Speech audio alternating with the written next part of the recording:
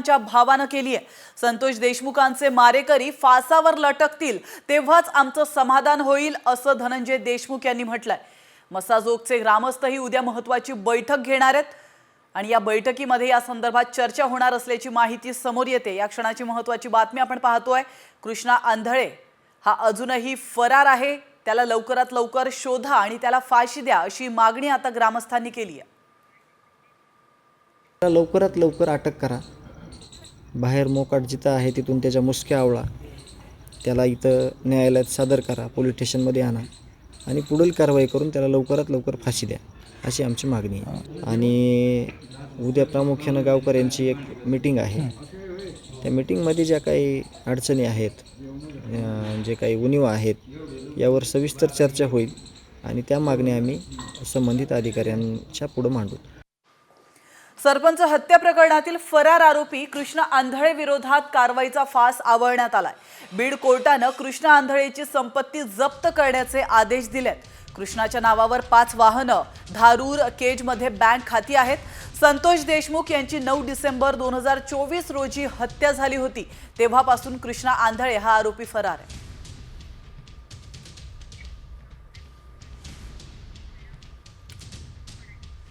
आणि आता वळतो एका राजकीय बातमीकडे। शरद पवारांचे राष्ट्रवादीचे आमदार संदीप क्षीरसागर यांनी अजित पवारांची भेट घेतली आहे।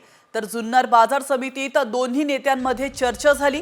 या भेटीची जोरदार राजकीय चर्चा आता सुरू झाली आहे। सरपंच हत्या प्रकरणात संदीप क्षीरसागर यांनी आक्रमक भूमिका घेतली होती। दरम्यान पाणी प्रश्नावर भेट घेतल्याचं संदीप क्षीरसागर यांनी स्पष्ट केलं। बीड नगरपालिकेची लोकसंख्या आहे 3 लाख। मुबलक पाणी असून सुद्धा योजना सुद्धा तयार आहे, तरी सुद्धा 20 दिवसाला, जिल्ह्याचं ठिकाण असून सुद्धा 20 दिवसाला पाणी येते। मागच्या वेळेस मुंबईला जेव्हा बैठक झाली होती तेव्हा दादांनी त्यावेळेस त्या विभागाच्या MD साहेबांना तिथं बोलले होते, मागं पुढं होत होतं म्हणून मी त्यांचं लोकेशन घेतलं। तुम्हाला हेही सांगितलं की अतुल बेनकी माझे मित्र आहेत, त्यांना फोन केला, ते म्हणले आमच्या इकडे कार्यक्रम आहे कोर्टचा आणि मार्केट कमिटीमध्ये ते येणार, तिथं भेट होईल म्हणून इथे आलो होतो। तर दुसरीकडे धनंजय मुंडेंवर आरोप करणाऱ्या सुरेश धसांनी धनंजय मुंडेंचीच भेट घेतली आणि राज्यातलं राजकारण तापल्याचं पाहायला मिळालंय। मात्र यामागची इनसाइड स्टोरी आमच्या हाती लागली आहे। पंकजा मुंडेंना नियंत्रणात ठेवण्यासाठीच भाजपकडून धनंजय मुंडेंचा बचाव केला जात असल्याची माहिती सूत्रांनी दिली आहे। बीडमधून धनंजय मुंडेंचा पत्ता साफ झाला तर पंकजा मुंडेंचा रस्ता मोकळा होऊ शकतो। त्यामुळेच धनंजय मुंडेंना वाचवण्यासाठी भाजपच्या नेतृत्वाने वेगळे पत्ते फेकले असल्याची चर्चा आता सुरू झाली आहे। भाजप आमदार सुरेश धस आणि धनंजय मुंडेंच्या भेटीची बातमी ही प्रदेशाध्यक्ष चंद्रशेखर बावनकुळेंनी दिली होती। त्यामुळे धनंजय मुंडेंना पाठिंबा देण्यामागे भाजप नेतृत्वाच्या पडद्याआडून तर हालचाली सुरू नाहीत ना, याच्या चर्चा सुरू झाल्या।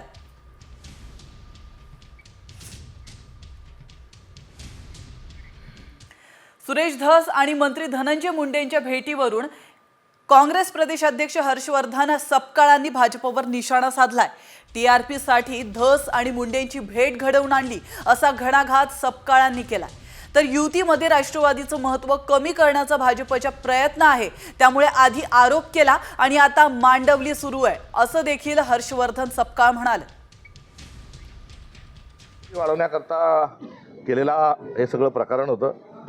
राष्ट्रवादी काँग्रेसला महत्त्व कमी करण्याकरता भाजपच्या मुख्यमंत्र्यांनी दसांना दिलेली ही सूचना होती। आगा आगा आगा आगा, बंदूक बंदूक बंदूक, रेती रेती, टिप्पर टिप्पर, असे सगळे शब्द रांगड्या भाषेमध्ये ही मांडल्या जात होती।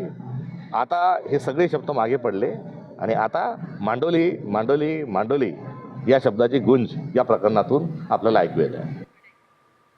आणि आता बातमी आहे एका दाव्या संदर्भातली। अमित शहा सुद्धा मातोश्रीवर ठाकरेंच्या पक्षात प्रवेश करतील हा सर्वात मोठा दावा केलेला आहे ठाकरे गटाचे खासदार संजय राऊत यांनी।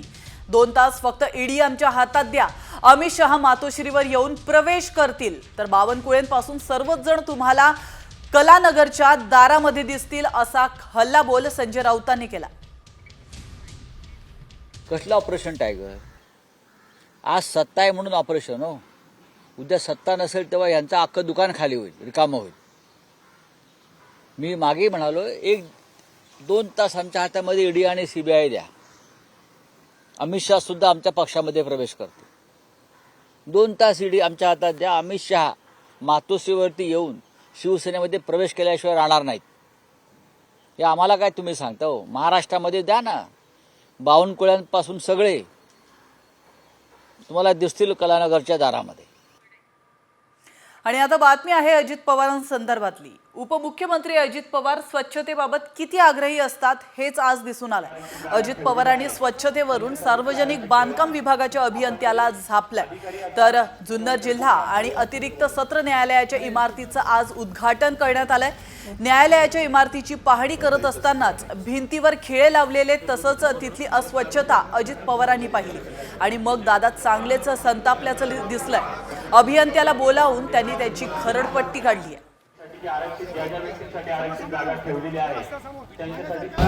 बारभाई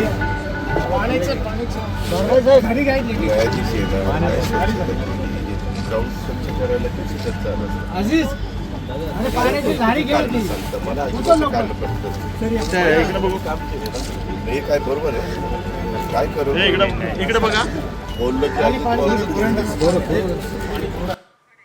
आणि आता एक ब्रेकिंग न्यूज समोर येते. मराठी माणसावर गुजराती मॅनेजरची मुजोरी पाहायला मिळाली आहे. मराठी माणसावर हिंदीत बोलण्याची जबरदस्ती करण्यात आली आहे. रुपण शोरूमच्या गुजराती मॅनेजरचा मराठी द्वेष पुन्हा एकदा समोर आलाय. आपण या क्षणाची महत्त्वाची बातमी पाहतोय. ठाकरे कार्यकर्त्यांनी या मॅनेजरचा नंतर माज देखील उतरवलाय. मैंने आपको बोला गुजराती मराठी आएगा, मैं बोलूंगा. हे नाही बोललास तू. आणि तुझ्या पाठी जो उभा होता ना, तो मॅरेथॉनला कुठे धावत होता, कुठे खारघरला, तो मला हसतोय माझ्याकडे बघून. का तुमच्यासाठी मी गुजराती शिकू का? या रूपकचे जे मॅनेजर आहेत त्यांनी यांना सांगितलं की मराठीत नाही बोलायचं, गुजरातीत किंवा हिंदीमध्ये बोलायचं. आज या ठिकाणी शिवसेना उद्धव बाळासाहेब ठाकरे या पक्षातर्फे त्यांना जाब विचारण्यात आला आणि त्यांनी त्यांची माफी मागितली आहे. माफी हात जोडून माफी माग, हात जोडून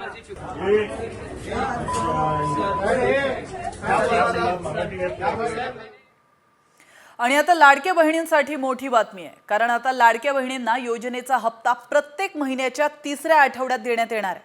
मात्र लाडक्या बहिणींचं उत्पन्न 2.5 लाखांपेक्षा जास्त असल्यास लाभही मिळणार नाहीये. ज्या कुटुंबाचं उत्पन्न 2.5 लाखांपेक्षा जास्त आहे त्या लाभार्थींना या योजनेतून वगळण्याचा निर्णय सरकारनं घेतल्याची माहिती सूत्रांनी दिली आहे. तसंच लाडक्या बहिणींचं इन्कम टॅक्स रेकॉर्ड्स देखील तपासले जाणार आहेत. लाडक्या बहिणींना दरवर्षी जूनमध्ये ई-KYC करावा लागणार आहे. तर या उधळपट्टीला लगाम घालण्यासाठी योजनेत काही सुधारणा करण्याचा निर्णय नुकत्याच झालेल्या मंत्रिमंडळ बैठकीत घेण्यात आल्याची माहिती देखील सूत्रांनी दिली आहे.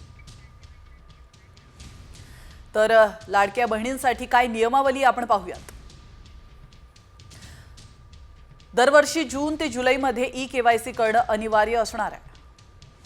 लाभार्थी हयात आहे की नाही याची तपासणी होणार आहे. 2.5 लाखांपेक्षा जास्त उत्पन्न असल्यास लाभ मिळणार नाहीये. तर लाडक्या बहिणींचं इन्कम टॅक्स रेकॉर्ड देखील तपासले जाणार. जिल्हा स्तरावरून फेर तपासणी करून निकषात न बसलेल्यांना अपात्र ठरवलं जाणार आहे. वळतो पुढे. राज्यात तापमानातील तफावत वाढली आहे, त्यामुळे उन्हाचा चटका जाणवतोय. या क्षणाची महत्त्वाची बातमी सामान्यांसाठी. राज्यात कमाल तापमान 35 पार असल्याने उन्हाच्या झळा बसतात. तर पहाटे गारठा जाणवतोय. दुपारच्या वेळी मात्र उकाड्याने घाम निघतोय. सोलापुरात राज्यातील उच्चांकी 37.4 अंश तापमानाची नोंद झाली आहे. तर निफाड या ठिकाणी निच्चांकी 8.5 अंश तापमानाची नोंद करण्यात आली आहे. राज्यात बहुतांश ठिकाणी किमान तापमान हे 10 ते 20 अंशांच्या दरम्यान होतं, तर कमाल तापमान हे 35 अंशांच्या पार गेलंय.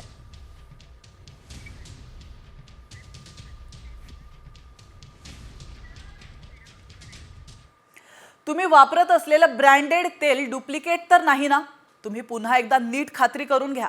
कारण लोकांच्या आरोग्याशी खेळणाऱ्या नागपूरमधल्या एका टोळीचा गोरखधंदा उघड झालाय. ही टोळी बाजारातून खुलं खाद्यतेल खरेदी करायची. त्याला नामवंत कंपनीचं लेबल लावून हे तेल बाजारात विकलं जायचं.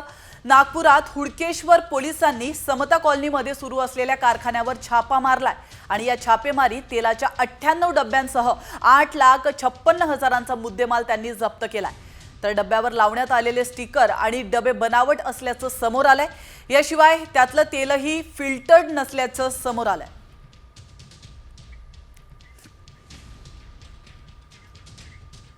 आणि आता महत्त्वाची अपडेट आहे जीबीएस संदर्भातली. चिकन खाल्ल्यामुळे जीबीएसचा धोका वाढतो अशी माहिती उपमुख्यमंत्री अजित पवारांनी दिली आहे. खडकवासला जवळील 13 पैकी 11 पोल्ट्री फार्म्स हे परिसरातून कोंबड्यांच्या विष्ठेचे नमुने घेण्यात आलेत आणि या नमुन्यांमधून ही बाब समोर आली आहे.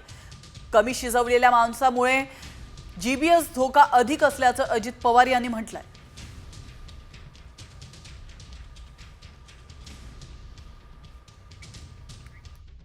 आपल्या इथं खडकवासल्याच्या भागामध्ये जे काही मधल्या काळामध्ये आजार उद्भवला त्यामध्ये आपल्याला वाटलं पाण्यामुळे अमुक आहे तमुक आहे, परंतु तिथं खडकवासल्याच्या एरियात काहींचं म्हणणं कोंबड्यांचं काही मांस खाल्ल्यामुळं ते झालं.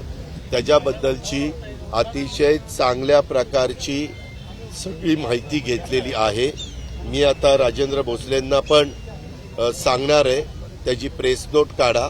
त्यामध्ये म्हणजे तिथल्या कोंबड्या किंवा काही त्याची विल्हेवाट लावण्याची गरज नाही. फक्त घेतल्यानंतर ते अन्न पूर्णपणे शिजून घेतलं पाहिजे.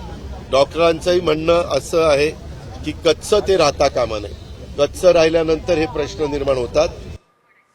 आणि जीबीएस संदर्भातली अजून एक महत्त्वाची अपडेट, तर जीबी सिंड्रोममुळे आणखी एक बळी गेल्याची माहिती समोर येते. आरोग्यमंत्री प्रकाश आंबेडकर यांच्या कोल्हापूर जिल्ह्यात जीबीएसच्या दुसऱ्या रुग्णाचा मृत्यू झालाय. त्यामुळे कोल्हापूरमध्ये खळबळ माजली आहे. रेंदाळ ढोणेवाडीतल्या वृद्धाचा जीबीएसमुळे मृत्यू झालाय. तर याआधी एका 60 वर्षांच्या महिलेचा देखील उपचारादरम्यान मृत्यू झाला होता. छत्रपती प्रमिला राजे शासकीय रुग्णालयामध्ये जीबीएसच्या 5 रुग्णांवर उपचार सुरू आहेत, तर एक जण व्हेंटिलेटरवर असल्याची माहिती आहे.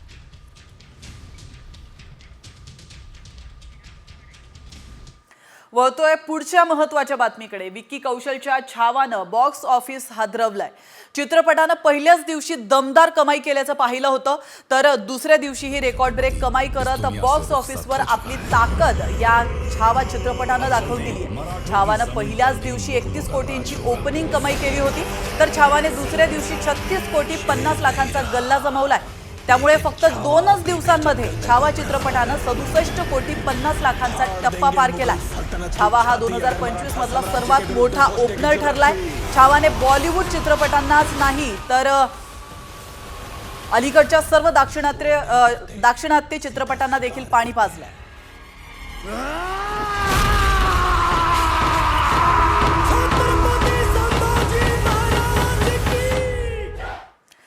आणि आता वळतोय पुढच्या अजून एका महत्त्वाच्या बातमीकडे. न्यू इंडिया कोऑपरेटिव्ह बँकेत मॅनेजरने घोटाळा केला.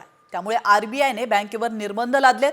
मात्र मॅनेजरने बँकेला किती कोटींचा गंडा घातलाय, तर मेहताने बँक कशी लुटली आहे आणि बँक बुडाली तर ग्राहकांना किती पैसे मिळतात याचा वेध घेणारा हा विशेष रिपोर्ट पाहूया. मॅनेजरनंच लुटली न्यू इंडिया बँक.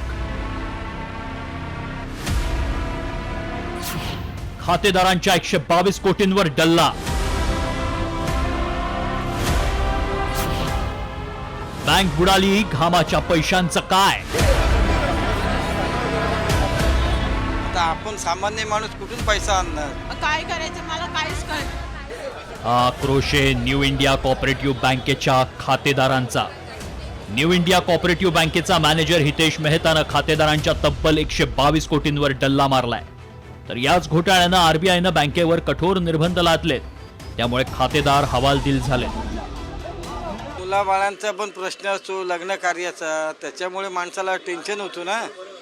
आता आपण सामान्य माणूस कुठून पैसा आणणार?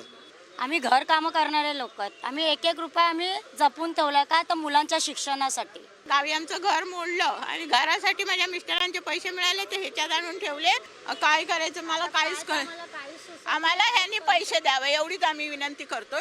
न्यू इंडिया बँकेचा मॅनेजर हितेश मेहतानं बँकेतील 122 कोटी लाटल्यानं आर्थिक गुन्हे शाखेनं त्याला बेड्या ठोकल्या. हितेश मेहतानं ठेवीदारांच्या ठेवीवर कसा डल्ला मारलाय पाहूया. हितेशकडे बँकेची रोख रक्कम सांभाळण्याची जबाबदारी होती. कोरोना काळापासून मेहताकडून घोटाळा सुरू होता. मेहतानं प्रभादेवीच्या शाखेतून 112 तर गोरेगाव शाखेतून 10 कोटी लाटले. घोटाळ्याचा पैसा नातेवाईक आणि मित्रांच्या खात्यावर वळवल्याची माहिती आहे. जर 5 वर्षांपासून हा घोटाळा सुरू होता तर रिझर्व्ह बँकेनं ऑडिट का केलं नाही असा सवाल उपस्थित करत मेहताच्या वकिलांनी रिझर्व्ह बँकेलाच आरोपीच्या पिंजऱ्यात उभं केलंय। आरबीआई किधर थी, बैंक के इंटरनल ऑडिटर किधर थे, बैंक के कंकरेंट ऑडिटर किधर थे और बैंक के ब्रांच ऑडिटर किधर थे? लोक बँकेत आपल्या आयुष्याची जमापुंजी ठेवतात, मात्र घोटाळ्यामुळे किंवा बँक बुडाली तर खातेदारांना किती पैसे काढता येतात या संदर्भात रिझर्व्ह बँकेनं नियमावली जारी केली आहे। ग्राहकांच्या ठेवींना 5 लाखांचं विमा संरक्षण, बँक बुडाल्यास 5 लाखांपर्यंतच्या ठेवी परत मिळणार, कागदपत्रांच्या तपासानंतर 90 दिवसात ठेवींचे पैसे मिळणार, मात्र 5 लाखांपेक्षा जास्त रक्कम असल्यास त्यावरील रक्कम बुडणार। अनेकदा बँकेचं संचालक मंडळ, मॅनेजर हे घोटाळा करतात आणि त्यामुळे खातेदार उद्ध्वस्त होतात। अशा घटना घडूच नयेत आणि सर्वसामान्य खातेदार उद्ध्वस्त होण्यापासून वाचण्यासाठी रिझर्व्ह बँकेनंच कठोर नियमावली तयार करायला हवी। एवढंच नाही तर सातत्यानं बँकांचं ऑडिट करून घोटाळे होण्याआधीच त्यांना पायबंद घालायला हवा। सचिन गाडसह ब्युरो रिपोर्ट, साम टीव्ही। आणि आता घेऊयात राजकीय बातम्यांचा वेगवान आढावा। बातमी बीडमधून। बीड सरपंच हत्या प्रकरणी मसाजोग ग्रामस्थांनी उद्या महत्त्वाची बैठक बोलावली आहे। आरोपी कृष्णा आंधळेची संपत्ती जप्त करणे प्रक्रियेचा भाग असून त्याला तात्काळ अटक करा आणि फाशी द्या अशी मागणी ग्रामस्थांनी केली आहे। यावेळी तपास निष्पक्ष करण्याची मागणी धनंजय देशमुखांनी केली आहे। संतोष देशमुख हत्या प्रकरणांमध्ये आणि मोका अंतर्गत कारवाईत वाल्मिक कराड न्यायालयीन कोठडीत आहे, तर बीड जिल्हा कारागृहामध्ये कराडला VIP ट्रीटमेंट मिळत असल्याचा आरोप होतोय। त्यामुळे आता सोमवारी बीड जिल्हा कारागृहाचे ऑडिट करण्यात येणार असल्याची माहिती सूत्रांनी दिली आहे। रुसून फुगून गावी जाऊन बसायला भास्कर जाधव हे एकनाथ शिंदे आहेत का? भास्कर जाधवांच्या नाराजी संदर्भात बोलताना ठाकरे गटाचे नेते संजय राऊत यांनी एकनाथ शिंदेंना टोला लगावलाय। तर भास्कर जाधव हे ज्येष्ठ नेते आहेत, त्यांनी मांडलेल्या भूमिकेवर आम्ही चर्चा करतोय असंही राऊत म्हणाले। लव जिहाद विरोधात कायदा करण्यासाठी मुख्यमंत्री देवेंद्र फडणवीस यांनी एक समिती नेमली आहे। लवकरच हा कायदा विधानसभेत मंजूर होईल। लव जिहाद हा एका मुलीच्या संदर्भात नाही तर हे जाळं आहे असा आरोप खासदार अनिल बोंडे यांनी केला। कोकणातील डॅमेज कंट्रोल करण्यासाठी उद्धव ठाकरे ॲक्शन मोडवर आल्याचं पाहायला मिळत आहे। राजन साळवी यांनी शिंदे गटात प्रवेश केल्यानंतर सेना भवन या ठिकाणी राजापूर मतदारसंघातील पदाधिकाऱ्यांची बैठक बोलावण्यात आली आहे।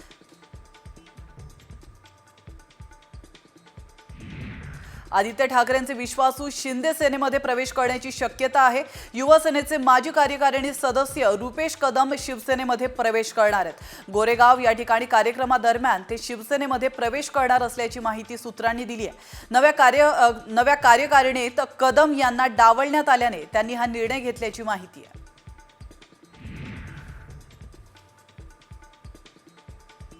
परिवहन मंत्री प्रताप सरनाईक आणि ST महामंडळाचे अध्यक्ष संजय सेठींमध्ये कोल्ड वॉर सुरू असल्याची माहिती सूत्रांनी दिली आहे। परिवहन मंत्री प्रताप सरनाईक उद्या 1 दिवसांच्या गुजरात दौऱ्यावर जाणार आहेत, मात्र या दौऱ्याकडे ST महामंडळाचे अध्यक्ष संजय सेठींनी पाठ फिरवली आहे। ठाकरे गटाकडून 27 फेब्रुवारीला मराठी भाषा दिनाचा मुंबईमध्ये भव्य सोहळा आयोजित करण्यात आलाय। या मेळाव्यात उद्धव ठाकरे प्रमुख मार्गदर्शन करणार आहेत आणि स्थानीय लोकाधिकार समितीकडून मराठी भाषा दिनाचा कार्यक्रम आयोजित करण्यात आलाय। Maratha new life hall Matunga सभागृहामध्ये हा मेळावा होणार आहे।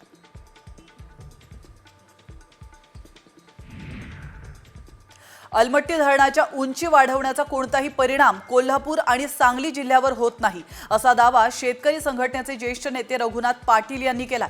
केवळ आपलं पाप झाकण्यासाठी अलमट्टीकडे बोट दाखवण्याचा उद्योग असल्याची टीका देखील त्यांनी केली आहे। खासदार श्रीकांत शिंदेंनी अमरनाथ दौऱ्यादरम्यान तिथल्या कामांचा आढावा घेतला। यावेळी त्यांनी प्राचीन शिवमंदिर परिसरातील घाटाच्या कामाची पाहणी केली आहे। या कामासाठी मोठा निधी उपलब्ध करून दिल्याबद्दल श्रीकांत शिंदेंनी एकनाथ शिंदेंचे आभार मानलेत। शिवमंदिरासाठी काशीसारखं कॉरिडॉर बनवलं जात असल्याची माहिती त्यांनी दिली आहे।